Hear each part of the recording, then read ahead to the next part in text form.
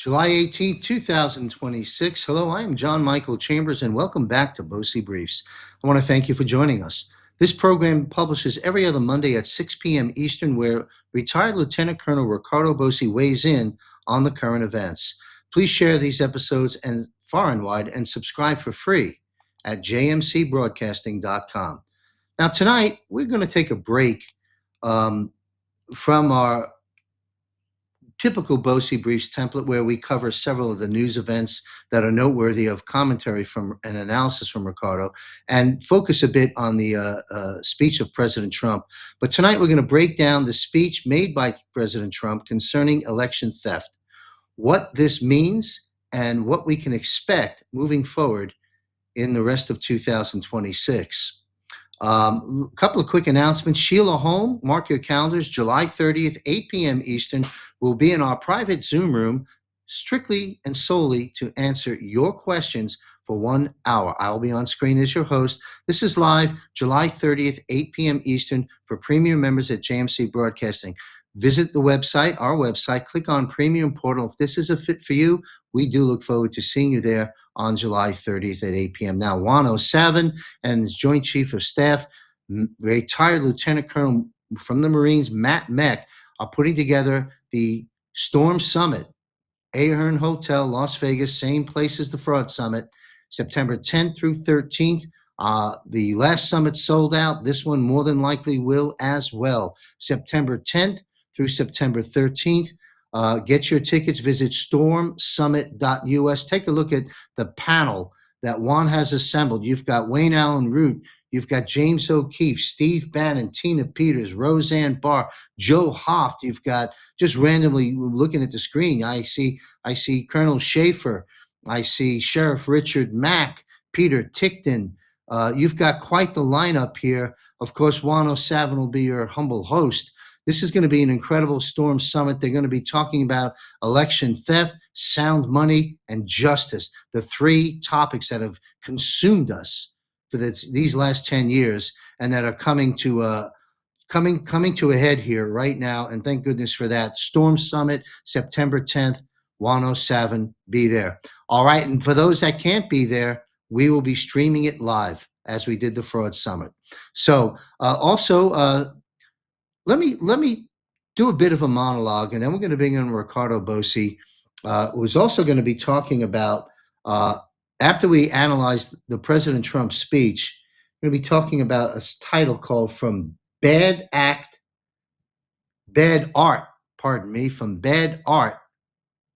to Godlessness. So stay tuned for that. All right, the curtain is rising on a reality most are not ready to accept. Off-world revelations are accelerating, not as a drip feed of controlled disclosure, but as a flood of truth that the gatekeepers can no longer contain. The same intelligence apparatus that hid JFK, Epstein, and the financial collapse also hid what orbits above us, and that architecture is crumbling in real time. The next war is not what the media is telling you. It is not between nations in the traditional sense. It is between the forces of deception and the forces of truth. It is a war for consciousness, for sovereignty, and for the soul of humanity itself. And yet, beyond the chaos, beyond the revelations, beyond the shifting battle lines, there is something else, the dawning. That's the key word, the dawning of the golden age. Not a slogan, a destination, a period of peace, prosperity, and human flourishing that has been prophesied, prepared for, and now finally is within reach. Do you trust in God? Then you must trust in his timing, his methods, his selection of the vessels. God does not make mistakes. He does not choose the wrong person for the right moment. He does not misplace his anointing. He does not abandon his people in their hour of need. President Donald Trump, anointed, not by men, not by parties, by something older, something deeper, something that transcends the noise of this political arena. White hats and military in action, not as a political faction, as a resistance against those who would dismantle the republic from within. They are not perfect men. They are faithful men. And that is what this moment requires. So, trust in God, then trust the plan. Not because you see every piece of the puzzle, because you see the hand of the puzzle maker. Trust is not the absence of questions. It is the presence of conviction. The conviction that what you have witnessed, the exposures, the arrests, the financial convulsions, the off-world revelations are not random. They are orchestrated. Trust the plan. The same plan that brought you this far in this game that we have been through, the same plan that brought us this far will carry you to the end. Yes, the dawn is breaking, and we are not at the end of the story. We are at the threshold of the very next chapter. The old world is dying. Thank goodness for that. The new one is being born. And those who have prepared spiritually, mentally, materially will not just survive this transition, but they will lead. So off-world revelations, the next war, the dawn of the golden age, it is all converging, and you were made for this very moment. So when the noise peaks and the confusion multiplies, remember, God does not make mistakes. The plan does not fail. And the golden age is not a fantasy, it is a promise. So stay the course, stay and live in light, love, and in truth. And for those coming aboard, who is Riccardo Bosi? Well, Riccardo Bosi is an international treasure, former Australian Army Special Forces Lieutenant Colonel who served 24 years in the Australian Army. He is a national leader of Australia One Party. Please welcome back retired Lieutenant Colonel and my good friend, Mr. Riccardo Bosi.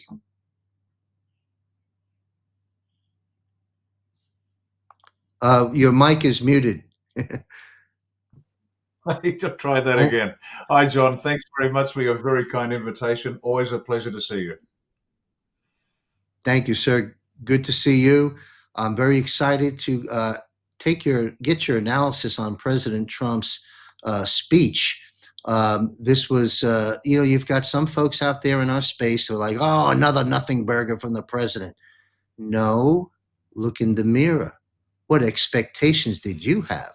All right. You're looking for an EBS. You're looking for an arrest of Obama. You're looking for something else. Expect the unexpected is about all we should expect. And so before I get into the crux of this, what's your comment about what I've just stated? Nothing burger in the speech? That was far from a nothing burger as far as I'm concerned. Oh, there's plenty of meat for everybody in that if they're wanting to look for it. And it's a consistent message. I won't stay long, and I want you to get into the clips. But the 2020 election has been the pivotal event. And everyone's been saying, oh, Trump's just a bad loser. Trump can't win a free and fair election. Not the point. Everything pivots on this moment. Everything pivots on this event. And that's why it's so critical. And what he said was not only important for the United States, but the effects are going to ripple out internationally. But we'll get onto that very shortly. So this is big, and there was plenty of beef in this burger. Well, thank you very much. And it's not been made at McDonald's. This is real beef, real cattle, grass-fed. Okay, I'm going to digress just for a moment, and then we're going to really launch our broadcast here with Riccardo and President Trump. But first, put up image speech 1 and 2.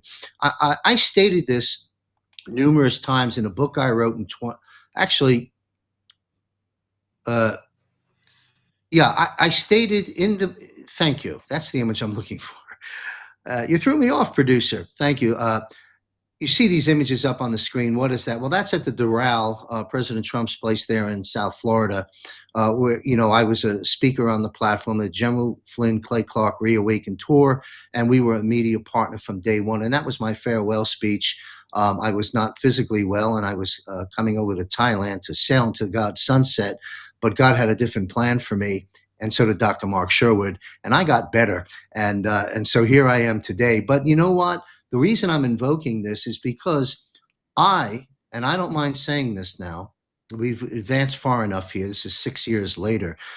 During the Reawaken tour, uh, I really pretty much can say I was the only one in the beginning that would discuss election theft and call it out for what it was.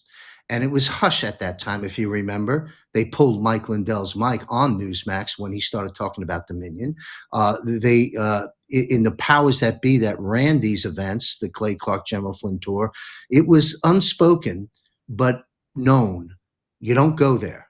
Don't go there yet. Right. Well, I went there. I pushed the envelope, and they kept me on the stage. I was grateful for that. But I talked about election theft a long time ago. Now, so I stated this numerous times in 2020 and beyond, that the complicit media is in violation of U.S. Code Section 2384 and 2385 for election interference, because they knowingly reported false information, thus aiding and abetting the enemy in disrupting a presidency and overthrowing elections. There's a reason I went back into the past here, because we're going to come into the present and strip this down in President Trump's speech. So my guess as to what's going to happen is President Trump, this speech and declassification expose both foreign and domestic interference in our elections. This will also serve as pressure for the Senate to pass the Save America Act, which in my opinion won't pass. The Senate will still not pass it. And after Trump proves that he exercised every option before going the executive route, he will take actions in terms of declaration of national election emergency to secure free and fair elections in November's midterms, or they may very well simply suspend elections for a host of reasons Riccardo will break down under officially declared, perhaps global martial law, until such time we are prepared and secured before we vote again in America. We had an image of my book up there a moment ago. Let's put that back. I wrote about these elections. This book was written the tail end, last quarter of 2016, and published in February 2017, 5-star rated on Amazon. And I have a chapter in there called Free and Fair Elections. Shortly in that thereafter, I also interviewed Mary Fanning on Scorecard, Hammer and Scorecard. In this book, I pretty much laid down what was going on then, as we see now revealed in President Trump's speech. So what I know for sure is that I don't believe we will have another stolen election in my lifetime. The deep state is terrified. And so let's put up the image of ABC. There we have it. Now, look, we know what's happened. NBC, CBS, ABC, and I understand perhaps even CNN did not broadcast it live while it was happening. It had been reported that President Trump called for U.S. television networks that did not broadcast his primetime speech on election security to have their licenses revoked, accusing them of participating in a, quote, plot to suppress the president's message to the nation and the world. The FCC, now the counter narrative to that, coming more from the other side, states, well, the FCC has just sent warnings to communists, let's call it CNN, ABC, CBS, and NBC, for not covering the presidential address is required, they say, by their on-air charters. However, the remarks came after two of the three major U.S. broadcast networks, along with CNN, that chose not to air the address on their primary channels. While broadcasters have historically carried presidential speeches on matters of national importance, the other side says they are not legally required to do so. Above my pay grade, let's see how it plays out. But media law experts note that U.S. networks are protected by the First Amendment and have broad editorial discretion over what they choose to broadcast. So we'll have Riccardo comment on all this in just a moment. Let's put up the next image, Newsmax. This I picked up this morning. Coca-Cola and General Motors, as reported, needs to be researched. As General Motors have pulled all their ads from ABC and NBC. Go woke, go broke. So we have a mismatch, a hodgepodge, if you will, of conflicting views concerning laws, FCC, media. But one thing we know for sure, you want to expose yourself, CNBC, NBC, ABC, CBS, pick your letters, by not running a presidential speech of such importance. Anyone that's half awake understands what that means. They're hanging on to the last end to conceal the truths because they, as I said, in US Code 2384, 2385, are complicit at best for what they did and didn't do, knowing the truth. And now they don't want this truth to come out. So anyway, before we start running the clips of the speech and have Riccardo break it down, please, sir, provide any commentary you choose on what I have just stated. Yeah, thanks, John. Again, this is the election, and now the election is going to wrap up just about everybody that needs to be wrapped up in terms of criminal behavior. Now, you remember that Robert David Steele famously said, "We have it all." The NSA has it all. So if, for example, the two major news networks, and this is for show, so we understand that, folks, but they're refusing to do to broadcast it. It causes a bit of a stink. But to be honest, most people will sort of just brush it off and go, well, that's just the anti-Trump media. But behind that, you can guarantee that the communications that established the fact that the media knew exactly what they were doing. It's not just a choice not to run the story. This is actually, as you said, John, it's a cover-up. And where's the evidence of the cover-up? NSA has all the comms to do that. So this is now maneuvering these two major networks into an ambush, a surprise surprise attack by a force lying in wait on a temporarily halted or moving enemy. That's what they're doing. They're moving him into the killing ground. And so this is a slow move forward so that people can start to get a bit interested in what's going on. Because as I said, in and of itself, people would dismiss it. But this is key because now they're going to be found guilty of high crimes. And that's the good news. Yes. Well, thank you, sir. So let's get into the red meat here. And unlike those networks, we're going to rebroadcast segments of our Commander-in-Chief, Executive Branch President Donald J. Trump. Run the clip. Tonight, I'm announcing the immediate declassification and release of critical intelligence revealing shocking vulnerabilities in our election infrastructure. This evidence shows that the election system we have dangerously exposes like levels never thought possible to hacking, exploitation, and foreign interference. Just as disturbingly, this vital information has for many years been covered up and hidden from you, the American people, our beautiful, our great American people. But that all changes right now. The documents we will release starting tonight have been gathered by the White House Government Transparency Task Force, a great group of people, along with the staff of the President's Intelligence Advisory Board, supported by our top intelligence agency chiefs, who have all personally reviewed the findings. We are presenting this evening and fully confirmed their authenticity. You can see these documents for yourself at whitehouse.gov. That's whitehouse.gov. Go check it out.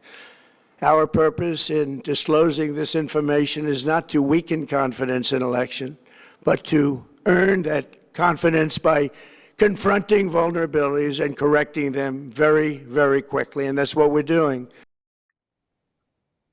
So President Trump spoke about declassification. Riccardo, sir, what's your commentary and analysis of that clip? Let me take the adversary's position first. I can hear them yelling, "What about the Epstein files?" Now, let me say something controversial here. Which is the center of gravity right now? The center of gravity being in a war at the strategic level. The one thing you must control or get a result from, and without which you cannot win. Is it the Epstein files or is it the election? Now, as horrific the Epstein files are, and you can include up to and including the adrenochrome production and distribution, and the millions of children sacrificed for that. Which is worse, a corrupt election or or all of that Epstein files information? Now, if you say Epstein files, you're thinking at the wrong level, because that whole Epstein files, the blackmail, the adrenochrome production, the torture and murder of millions of children is predicated on a corrupt government. You can remove Epstein and all the crooks and leave the corrupt government in place. It'll be right back the next day. The center of gravity right now is the election. And if it bores you, tough. Welcome to strategic thinking. The major target must be taken out, and the parts of that machine must be destroyed. And it's the elections. And it's not just the US. And I might be jumping ahead of here, but every country suffers exactly the same. Every country is run by corrupted politicians. Every country is under control. And unless the US system is cleaned up and pointed out to be corrupt, and every other country, and as I said, this is going to ripple internationally, legally as well, thanks to the fast footwork the White Hats did a few years back in getting control of every nation. That's why they're turning up when Trump says jump, they jump. It's going to ripple out legally across the entire planet. None of us on this planet will be free unless we get elections, unless we get honest elections. So the Epstein files can wait. As gruesome as that sounds, welcome to the brutal mathematics of war. This is the level of thinking that is necessary to understand what's going on. If you fight it, you'll never get it. If you understand it, you'll understand it. And that's the whole point here, right now. So this is the center of gravity. The Epstein files can wait. Now, DJT is going to release documents. They'll be redacted. There'll be frustrations. There'll be annoyances. Not the point. This is not a shot across the bow. This is a shot straight amidships into the deep state. What's remaining of it, and those who still believe they have some power, which is part of the act. This is a shot right to their midships, and their vessel is going down. They know it. The moment they lose political control, the impression, the understanding that the people must obey the polity, once that's gone, it's over. And now this is going to follow down the track. The polity will be dismantled. The media will be dismantled. The whole edifice, everything, the funding, the rights, everything is being wrapped up in this one major event. In Australia, no different. We contested 6 elections in 5 years at the state and federal level. We had a forensic engineer analyze the returns. For the mathematicians amongst you, the standard deviation was at 6 sigma, almost impossible. 1 billion to 1 against the results that they got, particularly when we went booth by booth, it was near on impossible, or so improbable as to be impossible to get those results. We have the evidence. That's just little old Australia, the carbuncle on the arse of the planet. But it's here, it's in the United States, it's in the Western Hemisphere, it's everywhere. So this is the center of gravity. This election should be riveting your attention. Follow it. Because when the election truth comes out, it delegitimizes everything that has happened for the longest possible time. The entire system needs to be rehabilitated. Same in Australia. What DJT is talking about in the US, we were talking about years ago. The Australian National Audit Office did an audit of our Australian Electoral Commission, published a report, multiple recommendations, none of which were actioned by the Australian Electoral Commission. Poisoned electoral rolls, dead people that didn't exist on streets that didn't exist, in houses that didn't exist. And the Labor Party, the alleged party of the workers, were boasting that they could win anything, anytime, anywhere. They actually flipped enough seats to win an election. The Liberal Party, the alleged Conservatives, they benefited too, so they don't care, and they're controlled by the same people at the top, 2 wings of the same bird. So this has been going on for decades. The documents in Australia indicate that there's never been a fair election in 100 years. Wow. This is the center of gravity, and that's why this is more important, believe it or not, than Epstein file and everything else that you can think of. Brilliant and keen analysis from Riccardo Bosi. Thank you, sir. And a couple of quick follow-ups in support of the narrative. 71 other countries, as you well know, besides America, Australia, and 72 countries, we're told altogether, in recent years have had their elections stolen. This is why Awano Savin's going to be addressing that with an incredible panel at the summit. Second thing, I'm here in Thailand, Myanmar, formerly Burma, is a neighboring country. Well, we know they're on the list. They're one of the countries some years back that also had their elections stolen and overthrown, and it's wreaked havoc in that country right now. And they come across the border legally into Thailand, because Thailand doesn't allow their borders to be like ours was during the Otto Pen presidency. But they come over here legally, and they're getting jobs to support their country. So elections have consequences, and corrupt elections have consequences, and it disrupts people's lives and makes this place a prison planet, thus the Epstein just mentioned. But anyway, let's move on. Thank you, Riccardo. President spoke of declassification. Now, in this clip, he's going to speak about the documents. Run the clip. The documents cover 5 major areas of concern. First, they show that over a period of years, starting during the 2020 election cycle, the People's Republic of China carried out what is believed to be the largest compromise of election data in history, resulting in China's illicit acquisition of 220 million U.S. voter files. That information includes names, addresses, phone numbers, political party preferences, and other sensitive data that would be needed to register to vote and engage in other nefarious activities, which is exactly what was happening. This data loss presents an unprecedented election security nightmare. The intelligence even shows that China assigned a data exploitation unit specifically to this new project. Compounding the travesty, the second set of documents we are releasing reveals that members of the deep state, very, very famous group of people, in many cases, in our intelligence agency work to actively suppress and downplay information about the extent of China's sinister election meddling, covering it up from both the president and the American people like nobody thought was possible. U.S. spy agencies began learning about the compromise of voter registration files in 2020 when they discovered that tens of millions of voter data, think of that, tens of millions of voters' data in 18 states have been bought, stolen, or hacked by China.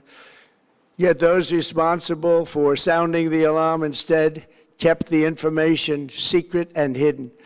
They did not disclose to me as president or to anyone else, and to the best of our knowledge, they did not inform Congress. In fact, all they kept saying is, this is the most secure election in the history of our country, a standard, very pat line that was divvied out to say.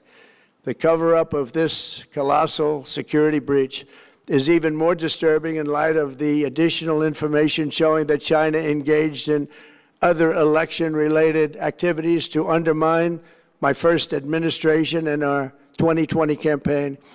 They did not want, and they just didn't want it. They fought like hell not to have it, Donald Trump, to win, and for good reason. As the documents we are releasing show, CIA reporting explicitly stated, and I quote, in mid-2018, the Chinese Communist Party's policy was to leverage all domestic and foreign elements that were opposed to the U.S. president in an effort to reduce the U.S. president's votes and make him resign or prevent his re-election. Isn't that nice? Also, in mid-2018, China was working to influence the results of the U.S. midterm elections and later the results of the 2020 presidential election itself. Separately, in mid-2019, the Chinese government's strategy against the United States was focused on undermining domestic confidence in the U.S. president. They wanted to just make you sound like your president wasn't so hot, when actually your president has done a great job, and they did everything possible to do exactly that. Going on, this document says, and this is by the CIA, the strategy included efforts to use Chinese contacts with big U.S. companies to influence U.S. business leaders to turn against the President of the United States of America. The Chinese government sought to identify U.S. journalists who had reported negatively on the U.S. president and pay them large sums of money to write more negative articles about him as many as they could, and they didn't care what they said. The Chinese government wanted U.S. president to lose the next election, and the reason they wanted me to lose is because they knew I was wise to them, charged them billions and billions of dollars worth of tariffs, and built the strongest military anywhere in the world. We have the strongest military anywhere in the world. These are exact quotes from the CIA reporting. Colonel Bosi, take it away. Everything that the president just enunciated are several forms of war against, not against the United States, not against Donald Trump, not against the Republican Party, against the American people. Individually, you have been personally attacked by China. In every one of those instances of Chinese action, you have been personally attacked. You are the source of law in your country. We're not in Australia. We hope to be there at some point, but you are the source of law. And you have been personally attacked. You should be furious. This act of war has been perpetrated. And those who assisted for a few shekels in writing articles, in concealing the truth, are guilty of treason. I hope you've got a whole lot of gibbets over there in the US, because you're going to need them. This is treason, pure and simple. At best sedition, but more than that, it's treason. And this is imperative that not just the United States understands, the rest of the world understands. This has been an attack on your life, your liberty, your property, and your right to pursue your own happiness. This has been a personal attack against you, the people, against we, the people. Everything he said is an act of war. Now, does it fall under the Geneva Convention definitions? No. And that's the way the bad guys like it. Oh, no. It's got to be politically motivated violence. It's, for terrorism, it's got to be violent. What's more violent than taking your right to determine your future? Just because it was done with a telegram, an email, a bribe, a concealed story, makes no difference. People like to describe violence in many ways. This is a massive act of violence against every American. You should be up in arms. And unfortunately for you, you've got the Second Amendment to do it. But don't do it just yet. The White House has got it under control. But understand this, everything the president just explained is part of an act of war. And we'll talk about total war a bit later, I think. Thank you, sir. Now, the next clip speaks to information omitted in the presidential briefing. Let's run the clip to my producer. The name of the person doing the quote is now under review, but it gets even worse. Raw intelligence obtained by the FBI in 2020, yet buried by rogue bureaucrats, stated that China's activities even included an attempt to manufacture illegal ballots for Joe Biden. Documents show that during this period, dozens of significant CIA and NSA reports about China's election targeting were kept out of the presidential briefing. These were briefings I would get almost every day. Everything was kept out that was of importance. One email among intelligence analysts admitted that they had, quote, deliberately massaged the presidential daily briefing to withhold information regarding Chinese activities related to the election. Another official inside the FBI wrote that she was running, quote, a shadow government, unquote, to keep intelligence about China's election meddling from becoming known and to keep it away from the honorable press. Honorable press. Take it away, Riccardo. There's an oxymoron if ever I heard one. No kidding. This is designed now to terrify the remainder, to get them to panic. The remaining deep staters who are still in place, thinking they still have a chance, which is part of the White Hat strategy, let them believe they're safe, but now they're rattling the cage, and they, without mentioning the names, they know exactly who's going to be, they know the names. They're pursuing them. This is to terrify the remainder and get them to panic. And when your adversaries panic, they make mistakes. That's what's going on now. Thank you, sir. Let's listen to the president talk about burn bags. Other officials who witnessed such efforts perceived the motivations to be blatantly political. Recently, we found significant numbers of burn bags in formation, and this is a group of bags that were used to destroy information given by President Barack Hussein Obama to be burned. It was supposed to be burned. These bags were supposed to be at a different level by different people, incinerated and checked, but it never happened. Maybe we got lucky. We believe this was not done on purpose, but rather through gross incompetence of the people that were supposed to burn the bags. Someone once said that the criminal always leaves evidence at the scene of the crime. Well, there you have that. Take it away, sir. Yeah, incompetence. I'm sorry. I understand there's a narrative to be sold, but I don't believe that for a second. That could be true. Could be true. But I think what's actually happened is that it was part of an operation a long time ago because the evidence was required to be had. Now, burn bags. Let me give you a story about burn bags. This is how important burn bags are.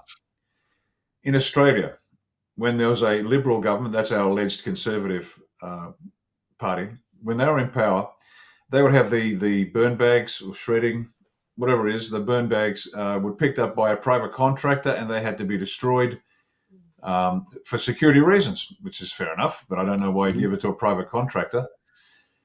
Well, guess who the contractor was? That was a company established by the Labor Party, which is the other side of politics, the alleged Workers' Party, and they would get the burn bags and then get all the documents and then collect the data and do what they needed to do. That's the bullshit about burn bags. That's, and excuse the color of the salty language, but that's what really goes on. Do you really think you can trust a private company without the sort of Damocles hanging firmly over their heads with a very thin thread that if you mess up, this is treason, you die? That's how you get the burn bags burnt, but that doesn't happen. This fiction that private enterprise can do everything, no, it can't. And national security is definitely not one of them because they're not willing to die for their beliefs. They're willing to make millions of dollars building equipment for you, but they won't risk their own lives. So the burn bag issue is critical, it's key, but understand this, it's a game, ladies and gentlemen.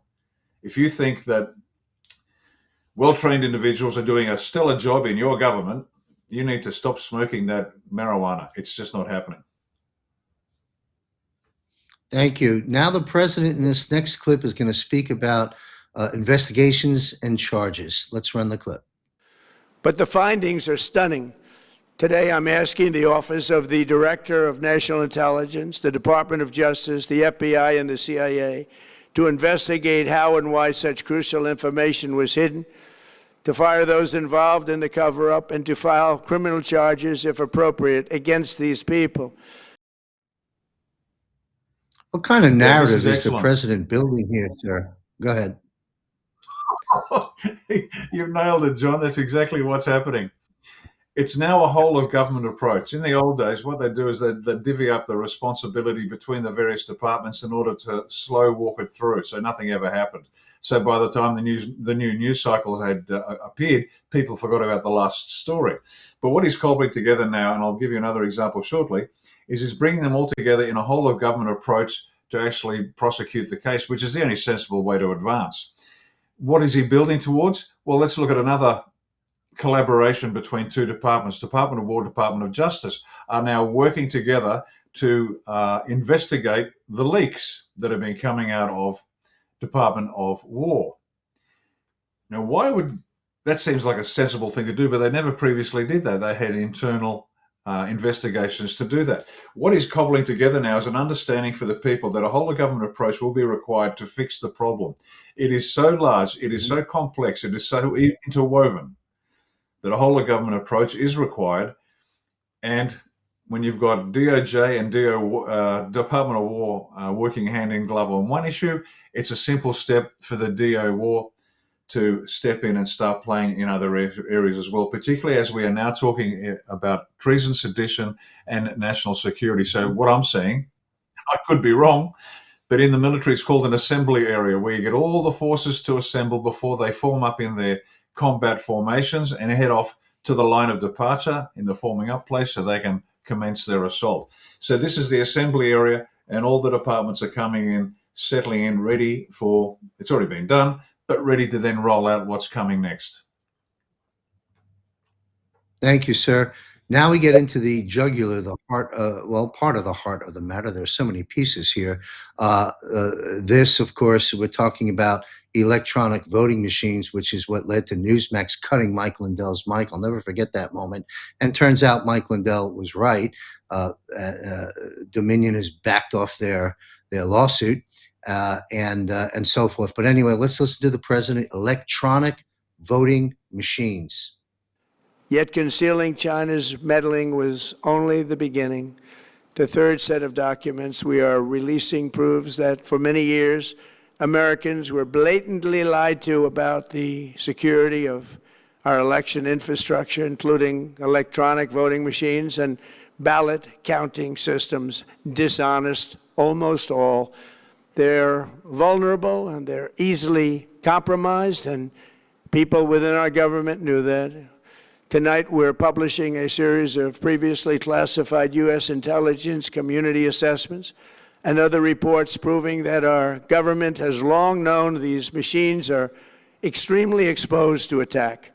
As one assessment states, we judge that the United States adversaries, including at a minimum Russia, China, Iran, North Korea, as well as non-state groups, have the capability to compromise U.S. election infrastructure.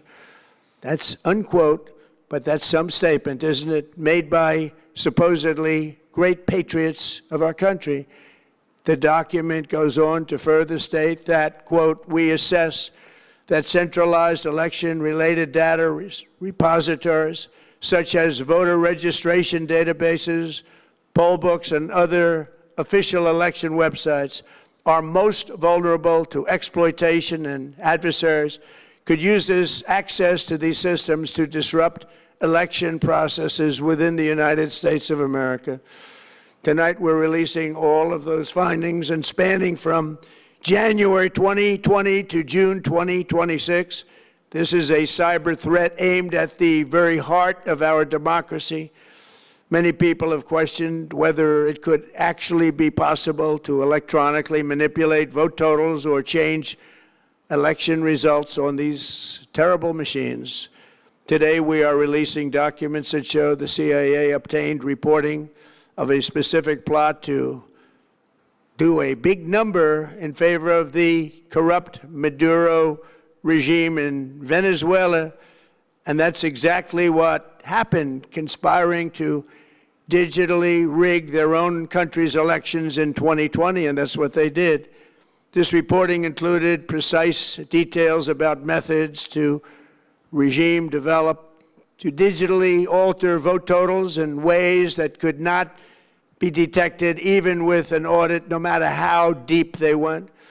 This intelligence underscores why we must take urgent action to ensure that our own system can never, ever be hacked or compromised like it was in the past. What an explosive and powerful segment. Your analysis, Colonel Bosi. Evidence, evidence, evidence. This is old news. It's just old news. Now, it's only coming out now. It's only coming out now because you've got a president that wants the truth out to the people, the source of law in your country. It's old news. He then presents the evidence of Maduro, and I can give you evidence here as well. The Chinese government was given to the very first point you mentioned about electoral details of electors. They were provided, one of our states, and I'm sure the others did the same, but one of our states, Queensland, handed China the entire electoral roll for that state of Queensland. China was also then used to help count the votes. We have a complex voting system here where, for example, Xerox, and I'm not suggesting Xerox is a corrupt company, but hey, maybe somebody is, where they get to count the Senate votes. And it's such a complex system that they need machines to do it, and it physically can't be done by hand. It's all by design. It's to wear you out, so you get tired of listening to the stories and just say, oh, look, I don't care anymore. And that's what they want. The corrupted system. Blind Freddy can see that a machine can be used to rig the election, and they want you to trust them. That's the crux, that is. Absolutely not. Now, I never tire of explaining to people how simple the solutions to these insoluble problems are. Oh my God, there's no solution to this. There's always a solution. Oh, the war on drugs. And I'll get to a point in a minute. The war on drugs, it can't be won, so let's legalize the drugs and get tax paid on it.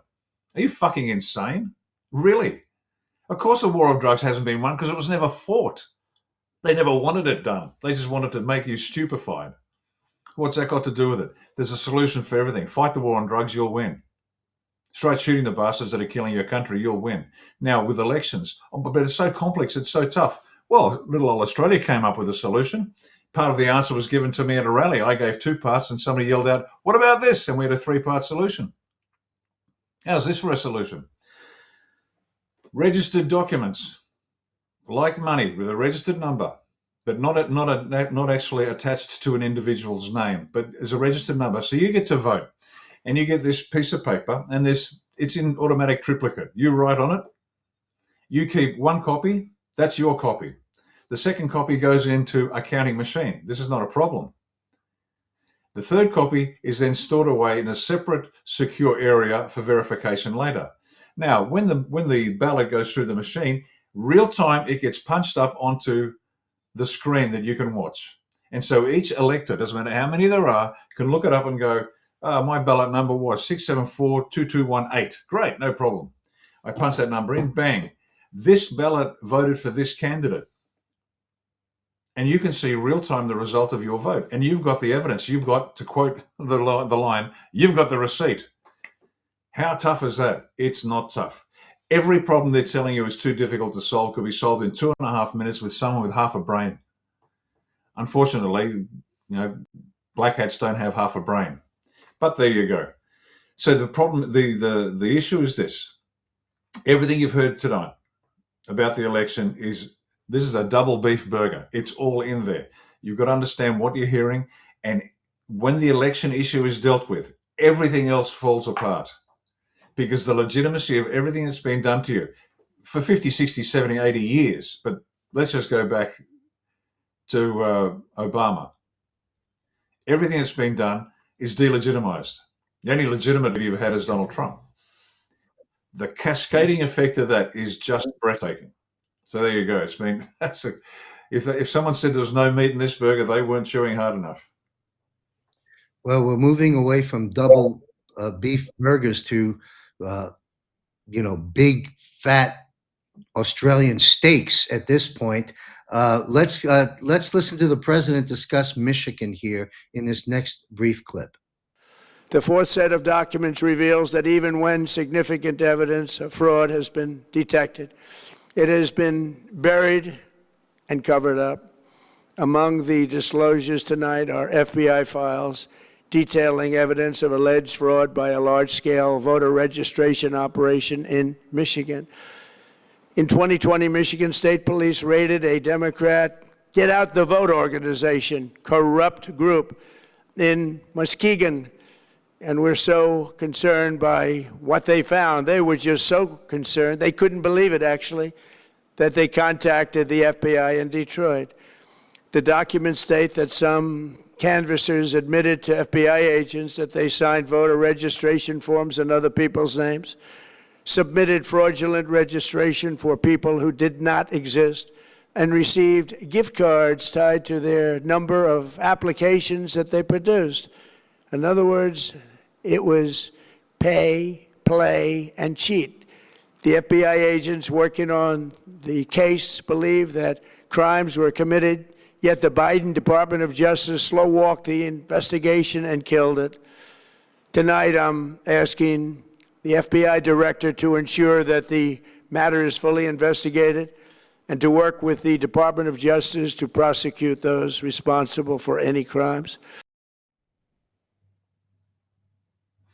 Yeah, I'm reminded What do you see there? when Obama won. Yeah, I remember when Obama won his first election, the battle cry was he had a better ground game. He had an excellent ground game. Obama had the ground game, What they meant to say was they had corrupted people harvesting votes and defrauding the American people.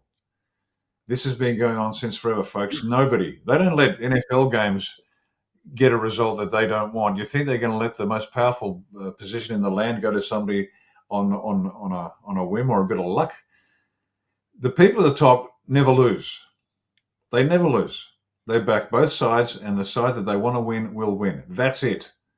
You haven't had a free and fair election in I don't know how long. Certainly in Australia over 100 years, but I'm guessing it might be pretty much the same in the US. But once again, this is the point that the president's making. Votes for sale, votes for sale, votes for sale. Now, can you arrest the people doing it? Sure. Can you arrest the organization? Absolutely. Where's the money coming from? Where's the money coming from? Wars cost money, whether it's ISIS driving Toyotas down the main drag with 50 cals in the back. Who provided that? Toyota. Who provided the guns? Mm-hmm. Some gun runner. It all costs money. To rig an election costs money. Where's the money coming from? So he's got a big arrow going, look down here. This is where we are heading. Absolutely. Thank you. The president now takes on non-citizens voting. Run the clip. Finally, to reveal just how vulnerable our elections continue to be, we are releasing the results of a stunning investigation by the Department of Homeland Security. According to the DHS review, state voter rolls and public records, they identified approximately 278,000 non-citizens who are registered to vote in federal elections. Since Democrat states refuse to share their voter files, the real number is actually much higher than that. Yet, even this limited analysis found more than 250,000 foreigners illegally registered to vote. Boy, talk about revealing information and circling the wagons. Woo! Go ahead, sir. Take that on. Oh, man. Illegals voting, no proof required. The one thing that makes me pause is why the American people didn't stand up a whole lot sooner, just on this issue. Just on this issue. Mm-hmm. It's insane that they didn't press their elected representatives to fix the problem. No ID required to vote. But then again, people say, oh, well, I'm not interested in politics. What was the old story, John? You and I are both old enough. Never talk about religion and politics because it upsets people. Well, in our family, we only spoke about religion and politics because it's the only thing that matters. Who cares who on the football on the weekend? We're talking about the future of the planet. And so people have to snap out of that nonsense and realize they have a role to play. But no registration required to vote. What was the old story? Blacks, it's disadvantaging blacks by asking them to provide a driver's license because they can't do it. They don't know how to use computers. There you go. Yep. It's just breathtaking. But anyway, okay. Save America Act is going to get passed or not. It'll be interesting because if it doesn't, it's setting up. They're setting up the midterms not to occur. So the House has passed it 3 times now. The Senate, are they going to pass it? Highly unlikely. Could they pass it? Well, what did the leader of the House do? There was the which act was it they passed? And he attached a money bill to it, an appropriations bill, which means all it needs is a simple majority, which is more easily achieved in the Senate. So if they wanted the Save America Act passed in the Senate, just attach another appropriations bill. But they're not doing that. Why? Because they're setting up the Senate not to pass it, which brings into question any result from an illegitimate election, which it would be, from voter rolls to you name it. They're setting the ground for the midterms not to occur and have the real evidence that there's a reason why they shouldn't occur.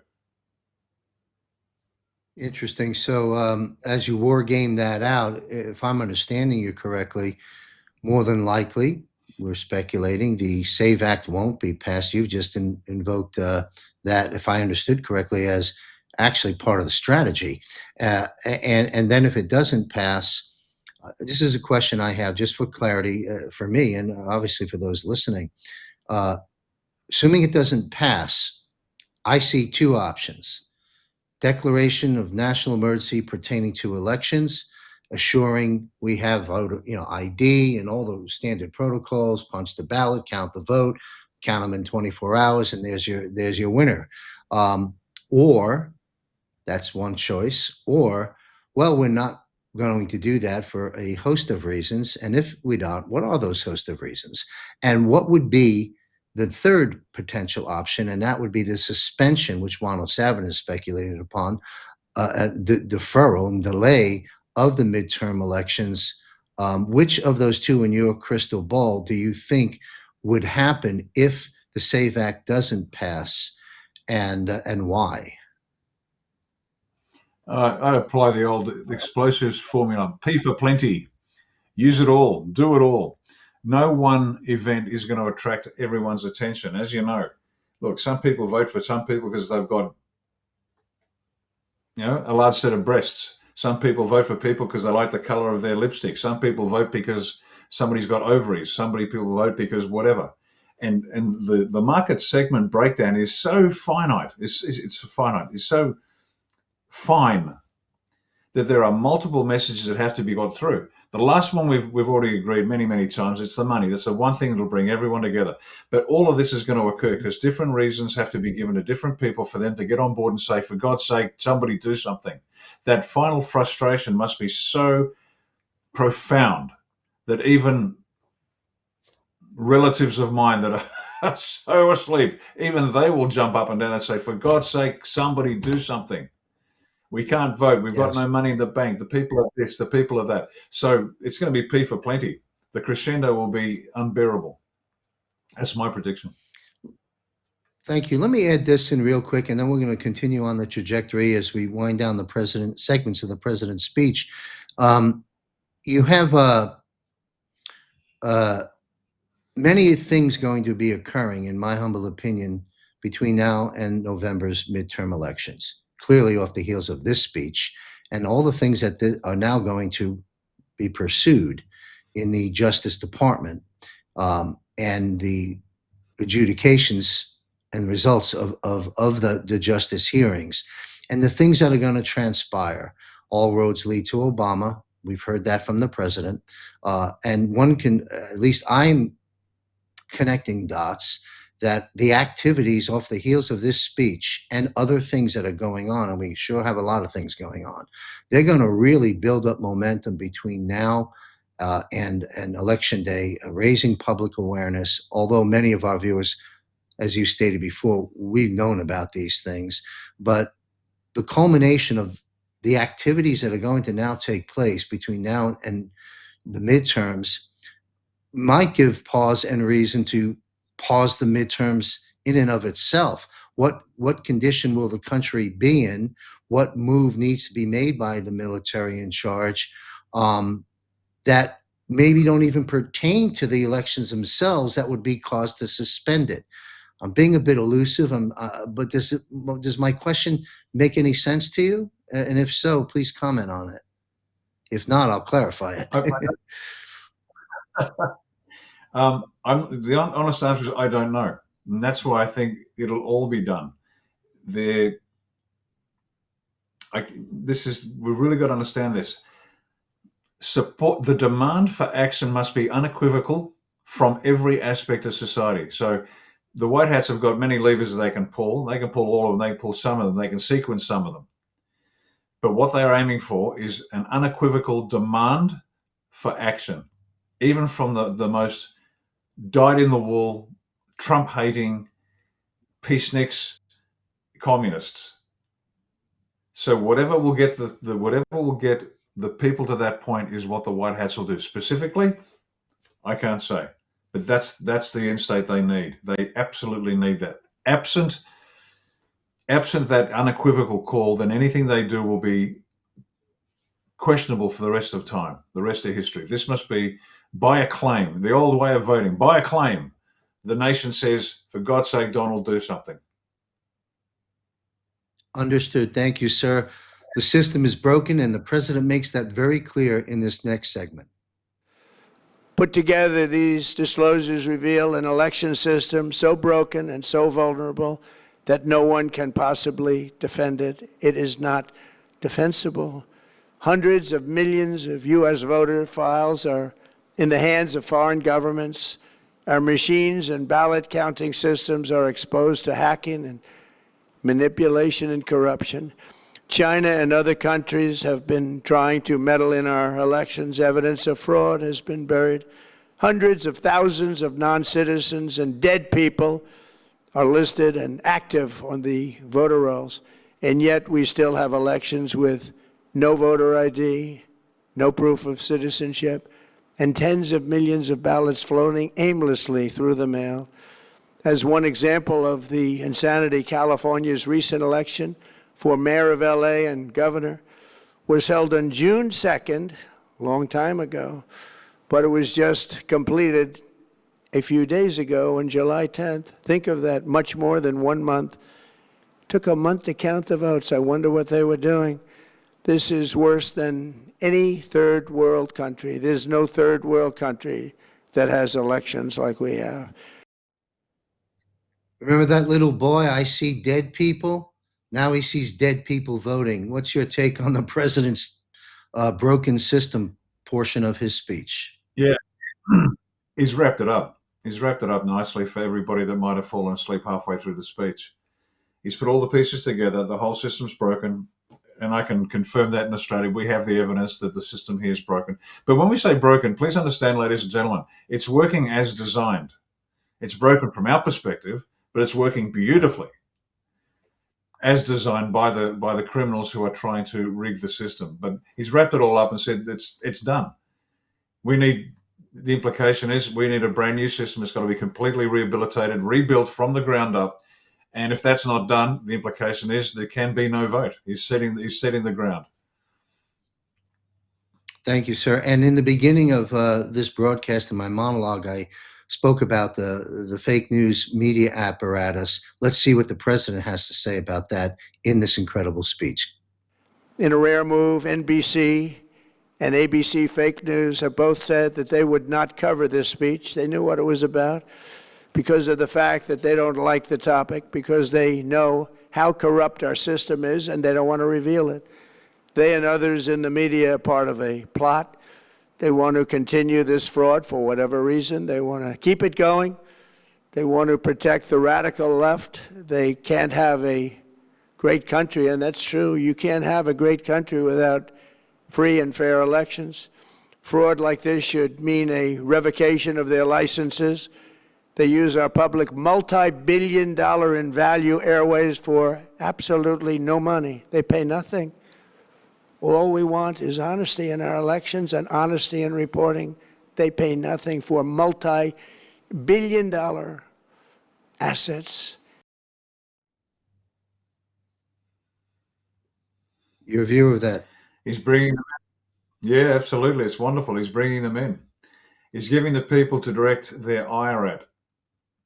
These are the ones that have done it. These people are hurting you. These people are, this is the last gasp of the legacy media in the minds of the people. And he's just hammering each of these nails home quite convincingly. Thank you. Let's, I believe this will be our last clip. The president speaking about secure elections and the SAVE Act. Great damage has been done to our country. Our elections were left vulnerable to being rigged and stolen, and the trust of the American people was lost. This cannot be allowed to continue. Every American, whether you're a Republican, Democrat, Independent, or otherwise, should be able to agree that we deserve the most secure, honest, and fair election system anywhere in the world. Secure elections should be a partisan, we should be together, Democrats, Republicans, Independents, everybody. And it should not be a partisan issue. It should cause to unite us, not to divide us. This should be a cause. We should be united, not divided. In light of the brand new and irrefutable information I have revealed tonight, my administration is in the process of notifying the states whose election data was compromised by the People's Republic of China and many others. We will be working closely to mitigate any harm, and we're taking swift action to ensure that sensitive voter data is better protected so we can never be bought, we can never be hacked, and we can never watch a stolen election again. Tomorrow, the Secretary of Homeland Security will hold a briefing to outline his department's recent work confirming cyber vulnerabilities in our electronic voting systems. They are bad. We're in the process of informing governors, senators, and members of Congress of potential issues in their states. If you look at voting today, it's in such bad shape in so many states, and we are committing to fix it. And we're also committing to be working with those states and local jurisdictions to help them fix and patch known technical vulnerabilities before the midterm elections. We have very important elections coming up. We want those elections to be honest. I've also ordered DHS to notify every state about non-citizens on their voter rolls and direct them to remove all ineligible voters from the lists immediately. But most importantly, addressing this crisis of election security demands that Congress must pass the Save America Act. How easy is that to do unless you want to cheat? The only reason you wouldn't do it is you want to cheat because your policies are so bad and your candidates are so pathetic that you can't get away or can't get elected any other way. This landmark bill requires that all voters must show photo voter ID. How simple is that? Could I have your photo, please? Photo voter ID. All voters must provide proof of citizenship. Are you a citizen of our country, please? And hopefully there will be no corrupt mail-in ballots, which if you watched California and so many other places, mail-in ballots are inherently corrupt.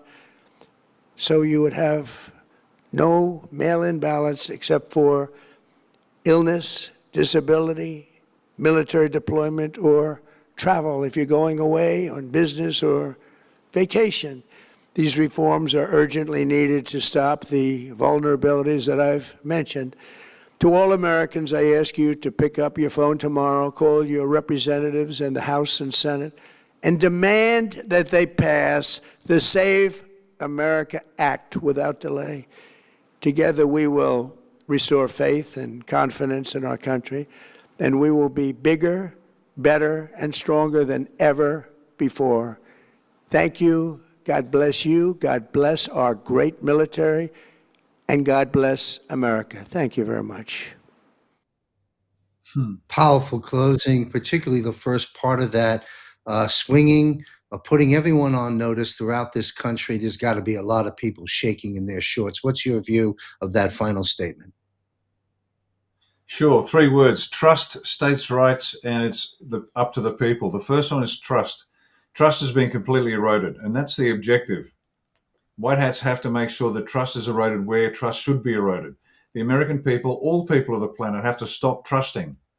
They have to demand evidence before they trust anybody about anything, whether it's the polity, the bureaucracy, the judiciary, the military, the constabulary, big business, big unions, media, academia, churches, lodges, mosques, and temples. Who cares? Trust nobody. Trust yourself. That's point number 1. And the second part of trust is it is the foundation of any relationship. Without trust, you have nothing. And in fact, I think Trump at one point said, you can't have greatness without trust. It is absolutely true. Trust is the foundation upon which a relationship is built. If there is no trust, there is no relationship. It's over. So that's point number 1. The people have to stop trusting, and the people have to start trusting others and start trusting themselves. Point number 2, states' rights. Trump interfering with the states' rights to count their own elections. That has an historical background to it. Obviously, the states were separate entities. The Federalists were keen to gather them up in order to create this nation. The states saw that as an attempt to take away their powers, and so they jealously guarded their states' rights. The trouble is, this is now a national security issue. If anybody doesn't see that counting votes is a national security issue, they're either imbeciles, they're retarded, they're either imbeciles, just willfully ignorant, or corrupt. There's no other option. Now, that doesn't mean that the federal government has the right to take over states' rights in terms of counting elections, but the federal government sure should have the right to stick its nose in and say, you are running corrupt elections, and we're going to hold you to account. And the last point he made is the people. Contact your representative. That's where the power lies. Now, if the people want an election in the midterms, they better get on their phone. If they don't, you reap what you sow. Thank you, sir. And in conclusion, as we wrap up the guts of this segment of this broadcast concerning the president's speech and the burger analogy, the nothing burger analogy, my commentary, and then we'll get yours, sir, and we're going to move into something else and wrap up our broadcast. But, you know, the president, in my view, addressed both foreign and domestic interference in our elections.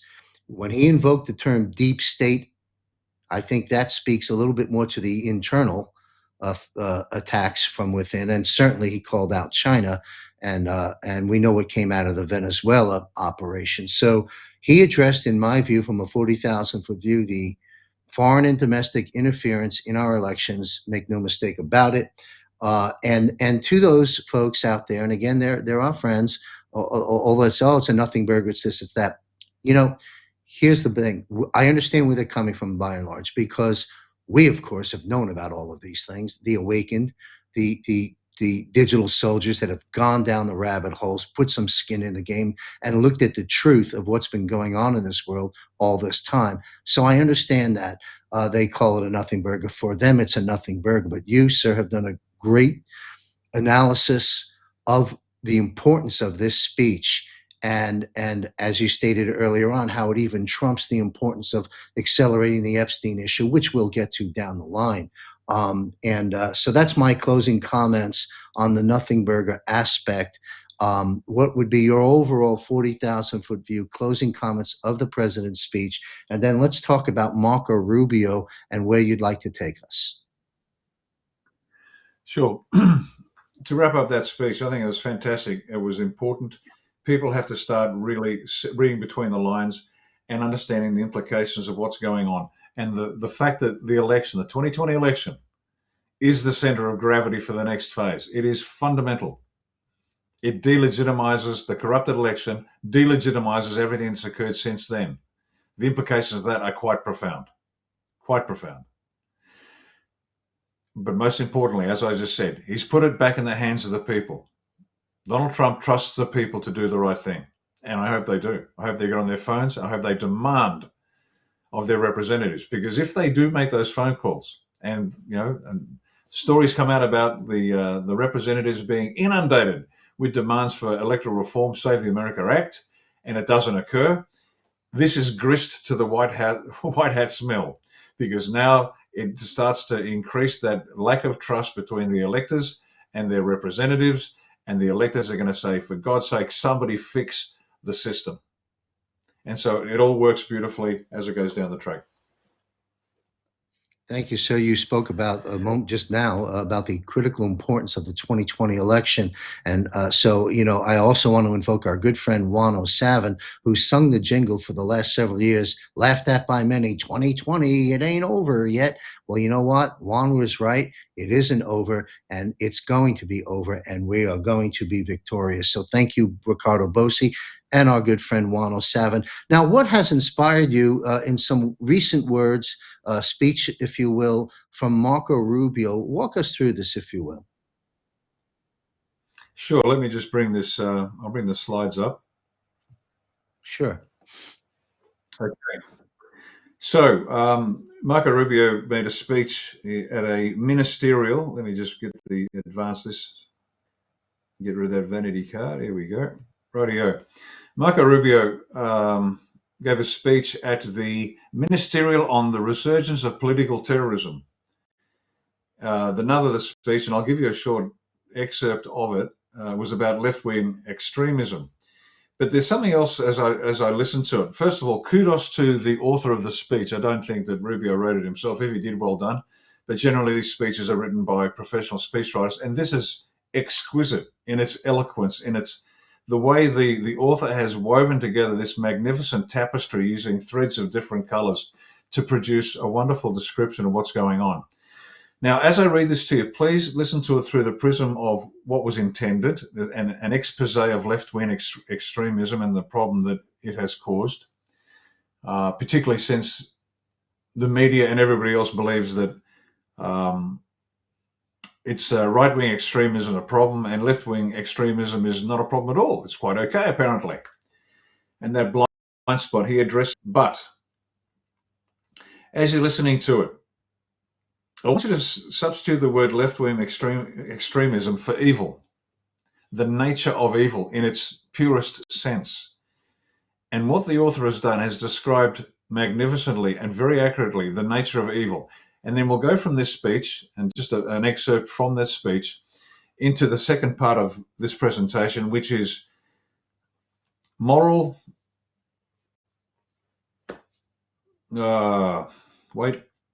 let's just call it, no, what I call it is from art, that's right, from art to godlessness. Anyway, so let's just go, and you'll see where we end up, because this is quite important.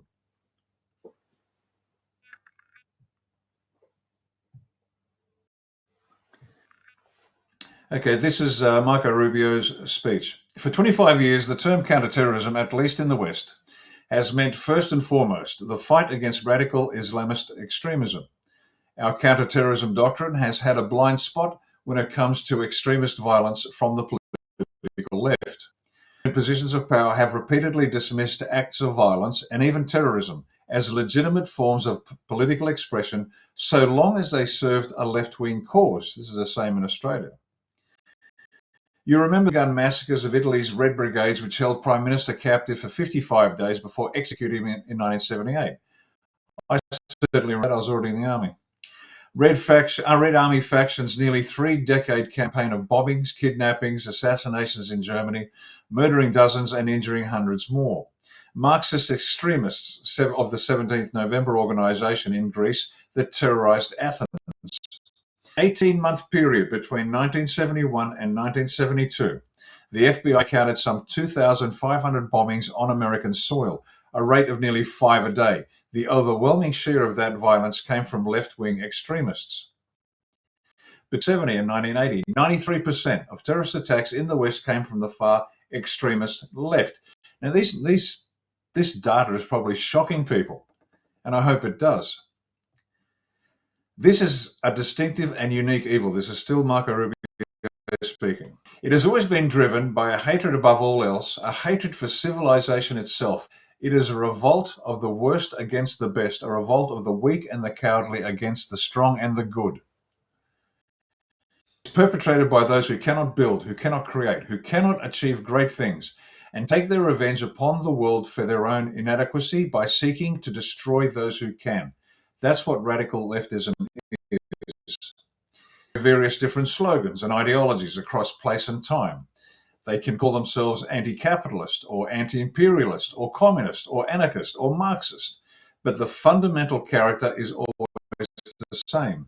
A poisonous resentment cloaked in the language of equality and justice and liberation, an overwhelming need to tear down what greater men have built, to wreck what is beautiful and what is right on behalf of the people who are only filled with ugliness and have nothing else to offer the world. Through violence, through terror, they once again seek to impose their ugliness on all of us. The old dogma was wrong. None of this was driven by idealism. It is not utopian. In fact, it is the opposite. One of the sometimes hear of communism, for example, is that it sounds good in theory, but it never works in practice. That's actually not true. Communism does not sound good in theory. The world it envisions for all of us is small, flat, grey, leveled of all exception, drained of all that is good and noble in the human soul. The world it envisions is a world without courage, a world without creativity or ambition, a world without heroes or glory or great causes to strive towards, a world without miracles, without myths. We rise above the rest to do incredible and extraordinary things. And the world communism envisions is a world without God. Magnificent words. Now, if you put the word in evil, that's exactly what evil is. Evil cannot create. Evil can only destroy. It can only reassemble the parts that God created. This is not metaphor. This is real. Now, evil manifests in humans when they start mucking around with DNA, when they want to make you more human than human by making you cyborgs. This is evil attempting to be God because it can't be. And that's what this is. Now, linking that, relativism, the journey from bad art to godlessness. The reason I'm putting this in after that speech is because it's imperative that people understand that we must be stripped of our illusions. This is going to be massively painful for everybody. We believe that we are the creation of ourselves by the responsibility of learning from experience and study. We've created ourselves and we are magnificence incarnate. We are the paragon of animals. Well, not quite. And I'm going to use this as an example. Bad art.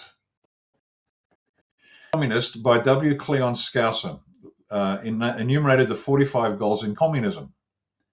Now, he was an FBI agent, went undercover, attended the communist meetings in the 50s, wrote the book in 57, 58, The Naked Capitalist, The Naked Communist. And he enumerated these goals. And I've been urging people to read the book, read the goals, and just tick off how many have actually been achieved. Here's number 23. And if you haven't read the book, haven't seen the book, strongly recommend you get it. It's worth it. And this will begin to strip you of the nonsense that you thought that you believed because you were just a good person doing the right thing. Number, control art critics and directors of art museums. Our plan is to promote ugliness, repulsive, meaningless art. Now, when I first read this, I was perplexed. Why do they care about art? Why do the communists want to intentionally promote ugliness, repulsive, meaningless art? Well, let's have a look. 1. If nothing is ugly, then nothing is beautiful. If nothing is ugly, then nothing is beautiful. It's all relative. It's truly in the eye of the beholder? Well, you know, Marge's husband's face is like a bucket full of smashed crabs and she loves him, so maybe it's true. Let's have a look. Example, winners of the $100,000 Archibald Prize, Australia's most prestigious portraiture award, is granted by the trustees of the Art Gallery of New South Wales. So let's see the trustees of the Art Gallery of New South Wales to see whether they're dyed-in-the-wool communists or just homosexuals that like doing what they're told. Here's Portrait of a Lady painted in 1923 by W.B. McInnes, and that in fact is his wife. Now this is a portraiture contest. Robert Campbell, the director of the Adelaide Art Museum, painted in 1955 by Ivor Heal. Now Ivor Heal is one of Australia's greatest artists. In fact, he won the Archibald, I think, 4 times in 7 years. If you haven't seen Ivor Heal's art, the Australians should have a look at it. A magnificent artist. Now, let's have a look at more recent winners. These are winners of the $100,000 prize. Stand strong for who you are, Adam Goodes. Adam Goodes is a footballer. He's a brain-dead footballer. This was done in 2020 by Vincent Namatjira. Now, brain-dead I meant by he's an imbecile. And Vincent Namatjira is the great-grandson of Albert Namatjira, Australia's greatest Aboriginal artist who, with great technical skill with watercolours, painted the Australian outback. And his great-grandson, well, I'm guessing that apple fell a long way from the tree. This is the best Australia could do in 2020 and is the 2026 winner, Iluwanti Ken, who's an elder from the, which tribe? Can't remember. Doesn't really matter. She's black. Goodes is black, therefore it must win. This is the concession that does not help the blacks at all, giving them a leg up. This isn't giving them a leg up. This is just nonsense. But the artist Richard Lure decided that was his contribution, and that won. So if nothing is ugly, you can't say it's ugly. You can't say the 2 on the left are magnificent and the other 2 on the right could have been done by a 6-year-old with a box of paints, because they're all beautiful apparently. Well, no, it's not. It's garbage, it's rubbish, and it should be called out for what it is. But If nothing is ugly, nothing is beautiful. Step one. So where are we headed? Let's move. If nothing is bad, then nothing is good. If nothing is bad, then nothing is good. So is fat acceptance better than fitness and health? No, you can't be bad. It can't be bad. Look, we must celebrate this. Celebrate this as good. There's not bad. Because what's on, there's a couple before and after. They decided, you know what, there's a better way to live. No. You can't call that good, because if that's good, then the fat guy on the left is bad. So we can't hurt his feelings. Now, obesity, you'll be dead by your mid-30s, and all these fat champions tend to be dead by their mid-30s. But if nothing's bad, nothing is good. You're starting to see the relativism coming in. Then if nothing is bad and nothing is good, then if nothing is wrong, nothing is right. Is one man's terrorist really another man's freedom fighter? Is there a parallel between an Islamist holding up severed heads to brave soul special air service regiment traveling long ways to save people they don't even know? Is there an equivalency between the two? Absolutely not. Yet we are told to believe that one man's terrorist is another man's freedom fighter. Some things, ladies and gentlemen, are flat wrong and some are flat right. But what the communists want you to do, what the cabal wants you to do, what the people that really run the planet want you to do, is to believe this lie. And we're still, if nothing is profane, is divine. Are full-term and post-birth abortions really healthcare? Rise up for abortion rights, say the gays. Parasites have no rights, say the ladies. And on the other end of the spectrum, you've got abortion regrets and children that actually survive their abortions. The woman on the right there with the brunette hair and the burgundy top survived her abortion. Her mother was injected with a saline solution that was supposed to burn her. Didn't work. She survived. But if life itself is not divine, is not sacred, but is treated as nothing special, and the evidence of that is coming in Australia, where it is now becoming law that bodies may be liquefied and then used as fertilizer. There is no honor for the memory of someone who has died, as exemplified by a service with reverence. But if nothing's profane, then nothing is divine. And now we come to the final step, and you know where we're headed. If there is no devil, there is no God. And this is the end point they intended for us, abandoned without hope. Nothing is ugly, nothing is bad, nothing is wrong, nothing is profane, therefore there's no devil. And that's the devil's greatest trick, to convince us he didn't exist. And if the devil's not there, there is no God. So why the hell do you think we have children with mental disorders and depression? Why are children going off to have euthanasia? Why are children having their breasts removed and their penises removed? We've lost the plot. We have lost the plot. So this is why the communist bad art and to deny us ours. They deny us God while all the while obeying their God. Now, that description that Marco Ruby read out about leftism, we know that leftism isn't real. It's a system designed to destroy the world. We know communists aren't real. It's not real. We know that the cabal believes in nothing. And as you work your way up the ladder, the Committee of 300, families, keep going. Eventually you get to pure evil. And that's what it is.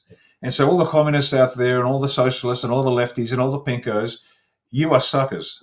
You need to be stripped of your illusions. But then again, so do the Christians and the Jews and the Sikhs and the Muslims and the Hindus and the Buddhists, all stripped of your illusions. This is the point where humanity must get to. We must see ourselves for what we are as God created us. We must see in everybody else what God created, stripped of our illusions, stripped of the nonsense, and only then can we begin to come together as a people, as a planetary people, with some future of peace and prosperity. Bad art to godlessness. Who'd have thunk it?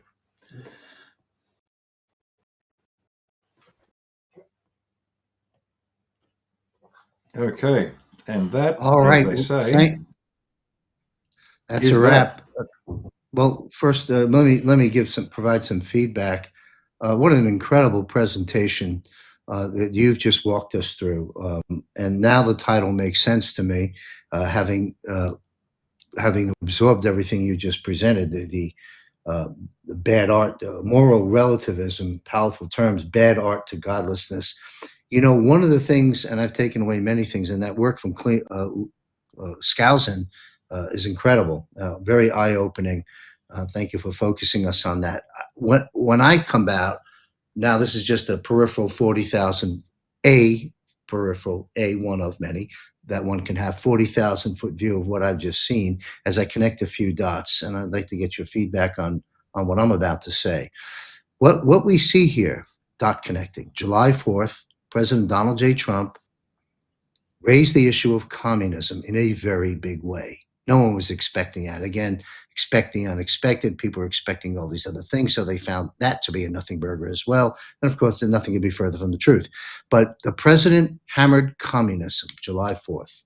The president hammered communism as it comes relates to election theft just the other day in that speech. Then you have at the same time, talk about coincidences, I don't know. You've got Marco Rubio delivering this incredible speech that you kicked off the presentation with. What was he talking about? Communism. And then the rest of the presentation speaks for itself. I see a common theme here, and it's a C word. What is your view of my analysis of that? What is, years ago, at American Media Periscope, when James Grunvig was my co-host, we spoke about, and others did in our movement as well, that I believe that communism, we may very well see it come to an end on planet Earth in my lifetime. And that's yet to be seen. But I see a lot of dots that are being connected here. July 4th, election speech, Rubio's speech, your presentation. Am I barking up the right tree, as the expression goes? Yeah, you are, absolutely. And communism will be removed from the face of the earth. It's just a nonsense ideology that only got up because powerful and wealthy people from around the globe, including Americans, promoted the Bolshevik Revolution. They funded the communists. Otherwise, they'd have just died in the garret. Marx himself only survived whilst writing the Communist Manifesto by leeching off Engels, who was the son of a wealthy German industrialist. You can't write this nonsense. Lenin was spirited across Europe into Russia, courtesy. Lived in the United States for a while. Lived high off the hog, not his money, of course, but funded by wealthy people. It's a fiction. It's a creation. It's not real. So take the money out and watch all of the nonsense that we've had to deal with just collapse and disappear. Communism amongst it. And by the way, communism is actually unconstitutional in the United States. And there's nothing wrong with that. It's a proscribed ideology as far as we're concerned. And people say, you can't do that. Yeah, we can. Of course we can. This is our country. We can ban full-term abortions. We can ban post-birth abortions. We can ban Satanism. We can ban anything we want to. It's our country. We get the right to do it. This is human law. You don't like it? Go somewhere else. This is our place. Oh, but freedom of speech. No, there are limits to freedom of speech. And next time I hear of a teacher talking about masturbation to a 6-year-old, I'll express my freedom of rights and lefts, equal rights and lefts, until he stops bloody talking. This is where people have to stand up and realize we have the power to make the laws we want. And if we get it wrong, we'll learn and then we'll get it right down the track. But that doesn't mean we have to lie supine and allowing every degenerate out there demand of us that which we would never even contemplate in our wildest dreams. Everyone on the planet must understand your country is your country. You get to create the laws. And if you win, great. And if you don't, you'll learn. And then you'll win later. You either win or learn. And that's the way God designed it. That's the way it's supposed to be. And that's the way we have to live. Well, thank you, sir. Good way to end our broadcast. Bosi Briefs publishes every other Monday at 6 p.m. Eastern. I, for one, am grateful and express my gratitude that Riccardo carves out this time. We are in our second year, sacrificing a portion of his Saturday to spend with you, our viewers, and through this broadcast. So thank you, sir. And to connect up with Riccardo, you can visit jmcbroadcasting.com, hit on contributors page. You'll see his photograph up top, right under 107, his biography, and a link to Riccardo's World, who does a lot of work outside of these broadcasts that he sits in on with me every other week. Also on the Global Defense War Military Panel, which we'll be recording very soon and releasing this month. Also, the 5 Pillars of Real Leadership. Greatness awaits you in its 5th publishing. Pick up a copy of Riccardo's book. You can pick it up at wilkinsonpublishing.com.au, also on amazon.com. This has been a great episode, Riccardo Bosi. Thank you, Colonel, for spending your time with us and breaking down something that wasn't a nothing burger, but an actual full-fledged, delicious 12-ounce steak that was served up to the American people and the world. And your analysis and commentary, keen as always, I greatly appreciate. I'm going to run a clip of the Global Defense War Military Panel. I want you to look at this clip and join Riccardo and our panel coming up very soon here in the month of July. It's in our second year, the Global Defense War Panel. Run the clip, and I'll be right back. Thank you, Riccardo Bosi, sir. Thank you very much. Join JMC Broadcasting's monthly Global Defense War Military Panel. JMC hosts an esteemed panel of military experts, including Riccardo Bosi, Tom Lennox, Chuck Sellers, Michael Jaco, Derek Johnson, Brad Wozni, and other military guests. Join us each month, where this panel of esteemed guests analyze the current events across a broad spectrum of topics, addressing the questions and concerns that you have. Subscribe for free by visiting jmcbroadcasting.com. John looks forward to seeing you at the next episode of the Global Defense War Military Panel broadcast, right here on jmcbroadcasting.com. All right. Hey, if you're still here, thanks for sticking around. I'm here. I'm going to wrap up with a reminder of some important announcements. Come join us on July 30th at 8 p.m. Eastern, live. Sheila Holm on screen in our private Zoom room. I'll be there on screen just as your host and moderator. Get your questions answered. Visit jmcbroadcasting.com. You got to click on Premium Portal. Learn about this. See if it's an option for you. And we very much look forward to seeing you there. Also, 107 in Las Vegas again, Storm Summit. Visit stormsummit.us. You can screenshot this image. Better yet, just go to the website. It's all there for you. And we look forward to streaming it for those that cannot attend, that are around the world or within America who just can't get there for one reason or another. That's pretty much a wrap of this particular broadcast of Bosi Briefs. I want to thank Riccardo Bosi, retired Lieutenant Colonel Riccardo Bosi of Australian One Party, for his keen insights and brilliant analysis, helping us all to make sense of the times and make sense of the madness. Stay safe, everyone. And a special thank you to all of my good friends in Australia. May God be with you.